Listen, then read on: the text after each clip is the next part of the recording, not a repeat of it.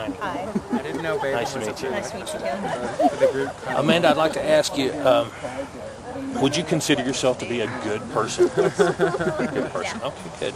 And the next few questions I'm going to ask you, please realize I'm not pointing a finger because I'm not going to ask you anything I haven't done myself, okay?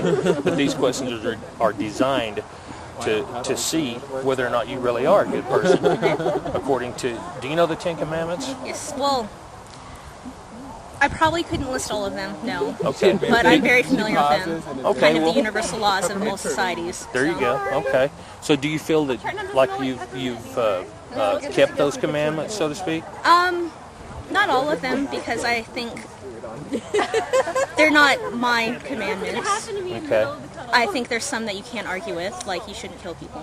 Right on. And I'm a pacifist. I think all instances of murder are wrong. Right. But there's some, like, you shall not have no other gods before me. Well, that's a Jewish law, and I'm not Jewish, and I believe in other gods.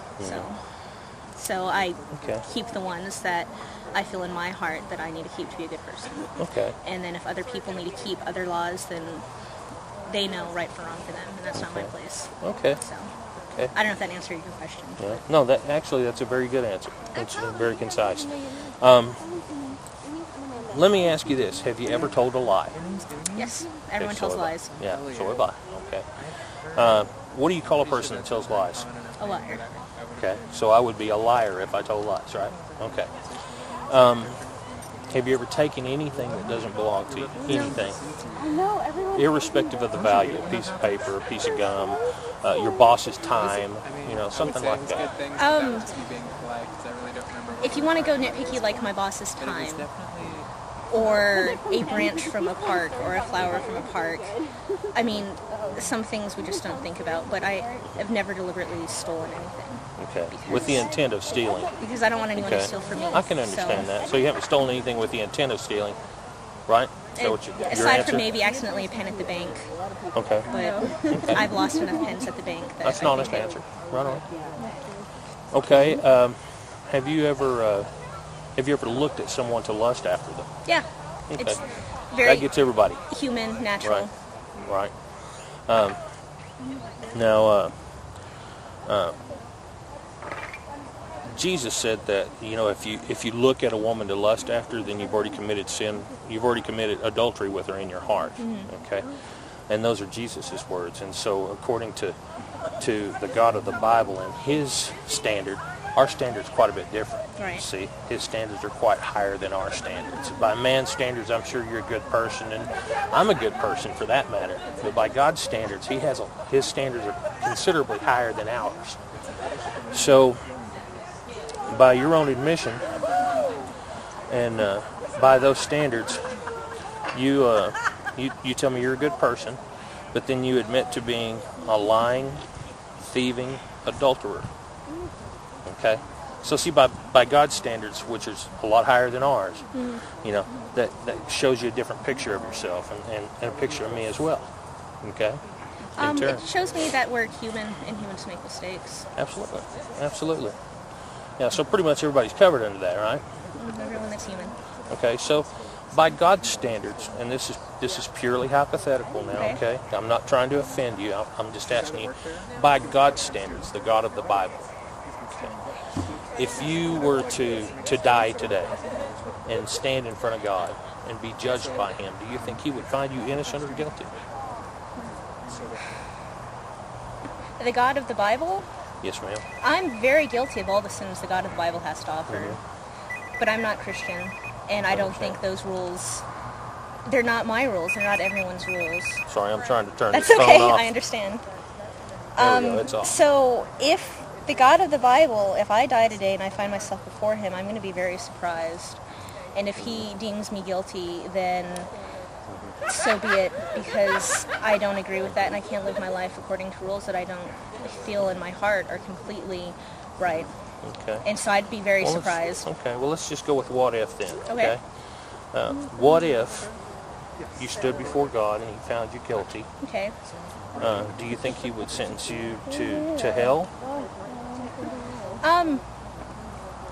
See, this is where the contradiction of loving God comes in. I don't think a loving God would send anyone to eternal torment. Well, according to now, this is like I said, Right. according to the Bible says the wages of sin is death. So if we break God's law, then we've sinned. So then, if we stand before God in judgment and we have sinned, then we deserve heaven or hell. If One or the other. the Almighty Creator of the universe deems me unreasonable, then who am I to argue with that? Okay, so you're saying He would probably go ahead and just Well, thank agree. you for coming. then God would probably just go ahead and If we're send you going to hell. off Then, of God of the Bible, of the Christians, and of the Jews, and if all those stories are true and not just stories, then I'm a witch. You know, there's sayings against that, and but I don't believe in that. I never have. So So are you telling me then that just doesn't concern you, No. or do you ever think about it or give it any thought at all? Oh yeah, I grew up Christian. I Okay. taught Sunday school. I read the Bible. I went Right. to church. I tried that, and I wanted to believe wholeheartedly. And I tried, and it never clicked. Okay. And then I thought I was a bad person. And then I got so angry that I stopped believing in anything. But I knew that there was something. All right. And so, along that path, I came to where I am now. Okay. And so, I'm not worried, because I believe in all my heart and all my soul in what I believe in. And I don't believe that I'm going to hell. I don't believe in hell. And I don't believe that God or deity are going to judge me, because I think there's more to life than that. Okay. Well, let me ask you this. Okay, I'm going back to what if Okay. again. What if those teachings that you believed in as a youth are true? What if? Does that ever concern you that maybe, Well, you know, basically the only thing that's changed for me being an adult and me being a youth is that I don't believe Christ is my personal savior. well, I But- realize that, but I'm saying hypothetically, what if? What if they're true? What if they're true? I mean, does that concern you that you're living If the it's- way that you are? And Then the light that I've seen on this path that I'm now has all been a lie. And that I felt so lost when I was trying to live that. And so that would mean that things just didn't add up right. well, when So- you were living as a Christian, did you ever hear that Satan himself is the father of all lies? Yeah, I heard that. Okay, so you're saying if it's a lie, and you've fallen for this lie, that just makes you human, like you said before. So what if it is a lie? This light that you've seen is a lie, and what you grew up with was... Then I would ask why, if Satan hypothetically exists, why was his light brighter than the light of the Lord's? Because I tried to live my life according to that law the best of my ability. Where do you get that his light was brighter than that of the Lord's? Because that's where I am now, and I'm not a Christian now, because I tried very hard, and I wanted to believe. I really, really wanted to believe, but it just, Okay. it didn't work like this works for me. And so I would ask God why,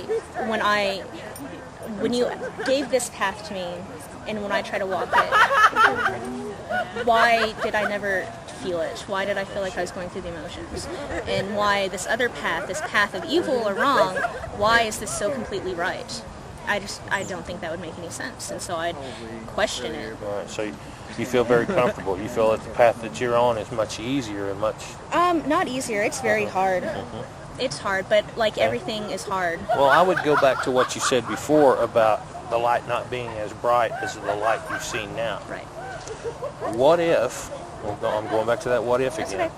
What if the light that you saw before was not true salvation? What if where you thought you were before, you really weren't there yet?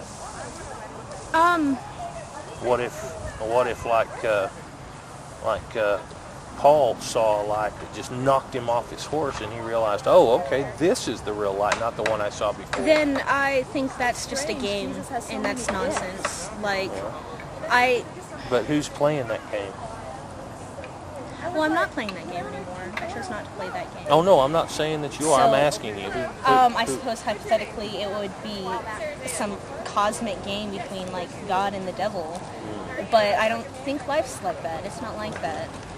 You don't think that God and the devil war against each other? You don't think that, no. that the forces of evil and the forces of darkness and the forces of light war against one another? I don't think there's inherently good and inherent evil. I think there's a mix of both. I think you have to have life and death and life and chaos for everything to exist. You have to have both. Okay. Well, I'm going to have to ask your name again. I'm so sorry. Amanda. Amanda, let me ask you this. What if, okay, hypothetical, what if I'm right and the day of judgment does come and you're standing before God and he says, Amanda, I gave you a chance and you turned the wrong way. You were wrong. And I love you, but it's not my will that you be found guilty and go to hell. But you were given the choice. What if? And I would say thank you for that choice, and it's been wonderful. And to have that choice has been the greatest gift ever. And I would say,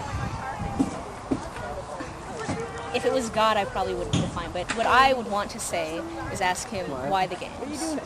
Why does it have to be this way? Why does the system have to be hypocritical? Why does it have to be hurtful and hateful? And why do people have to hate? And it just doesn't work. And so why do we have to go in this game to find beauty and love? But Amanda, I agree with you. It doesn't have to be hurtful and hateful and angry like that. And so I would, like I said, I would thank God for that opportunity to choose, because I think that's the greatest gift of them all. But I cannot love a deity that just the whole religion, it does not sit well with me. It never has. And I cannot be okay with my life going on that path. All right. Well, I'm going to give you something to chew on, okay? Okay. If God were to say, Amanda, you're guilty, and I love you and I don't want to send you to hell, but you were given a choice and you chose the wrong path, okay? And God sentenced you to hell for eternity.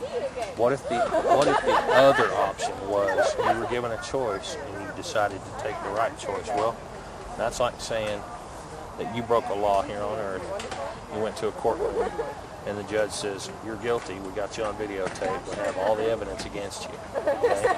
And you went ahead and you broke that law, and I'm going to sentence you to jail, okay? Unless you can pay this fine, okay?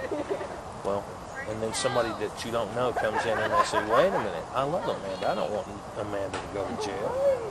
Let me pay her fine for her, and then you can let her go, right? See, I believe in personal responsibility. Okay. And I would not, Amanda, I couldn't live like can you that. send me an email about the herb class? I don't have your email address. It's in that book. Okay, yes, Okay, I will. Cool. I'll see you later. Yeah. Okay. It was so nice meeting Peace you. and love. Yeah. Bye. Bye. Peace and love. Bye-bye. If Jesus Christ himself said, I will take responsibility for all of your sins, I will say, they are my sins and this is my life. And it's my choice. And if I'm going to be the type of person I want to be, then I need to take responsibility for what I've done. And if I'm before God, and if God says, I'm sorry, Amanda, you had a choice, but you're going to hell, that's a lot of ifs. I'm not worried. I'm not concerned at all. Okay. Well, I'd like to say when, but I can't say that without offending you. No, it's not going to offend me. And I don't want to offend you. It's not going to offend me at all because I try to be respectful of other people. Yes, ma'am. And you've been very respectful to me, and I appreciate that.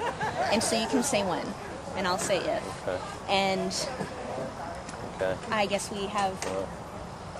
2,000 years ago, before you were ever formed, God knew you, okay? And he knew that someday you were going to be down here doing this, and you and I would meet with one another. This is not a chance meeting. He knew that you and I were going to have this conversation, okay? And he said, that's all right, because she's going to be given a chance to make a decision, okay? And Jesus looked at him. He said, Father, I love him, and I don't want her to die and go to hell. Let me pay her fine for her. He died on a cross and shed his blood. He was brutally beaten, and he hung there naked with no respect at all. And he took on the sins of everyone in the world as a sacrifice. He died for you. Okay? And that's what the message, the gospel is all about. He died for your sins so you wouldn't have to go to hell. He said, Father, let me pay your fines. You see what I'm saying? I hear what you're saying, and I can promise you I've heard it, and I've tried to live it, and I have no doubt in my mind. I've never been happier and more at peace, and I'm so blessed in so many ways. And I don't know. The conviction that you speak is very inspiring, and I love to see someone so inspired by their faith, and I hope that when I speak of my faith, and I'm as inspiring. So I appreciate you're doing exactly what you need to do. So I'm sorry, I don't know what else to say. That's all right. I'm just saying it because I love you, man.